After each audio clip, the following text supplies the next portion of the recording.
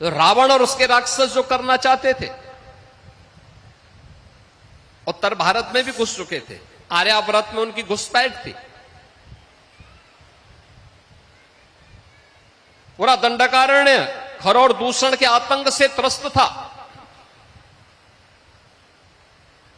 बस्तर तक ताड़का पहुंच गई थी, मारीच और सुबाऊ पहुंच गए थे।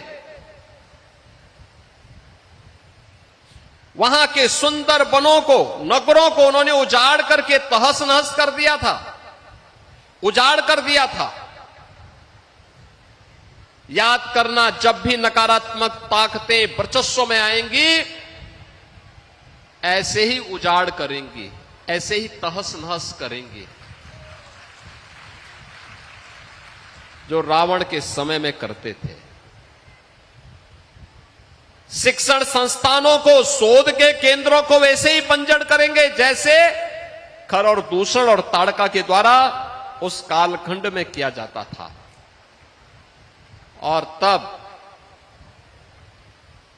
पहले महर्षि विश्वामित्र प्रभु राम को अपने यज्ञ की रक्षा के बहाने ले गए और ताकत को देखना चाहा कि क्या यही राम हैं जिनके बारे में हम सोचते हैं।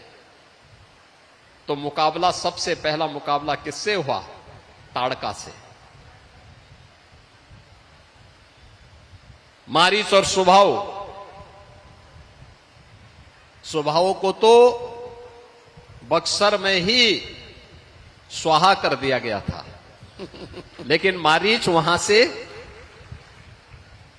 कई योजन दूर जाकर के गिरा था। उसकी समझ में आ गया था कि गलत व्यक्ति से टकरा गए हैं, गलत दिशा में जा रहे हैं अब।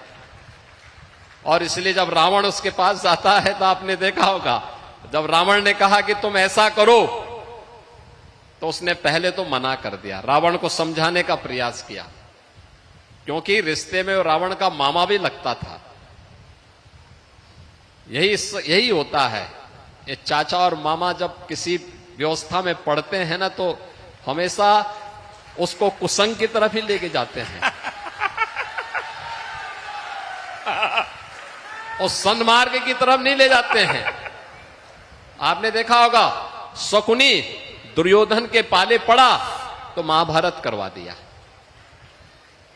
ऐसे ही ये मारीच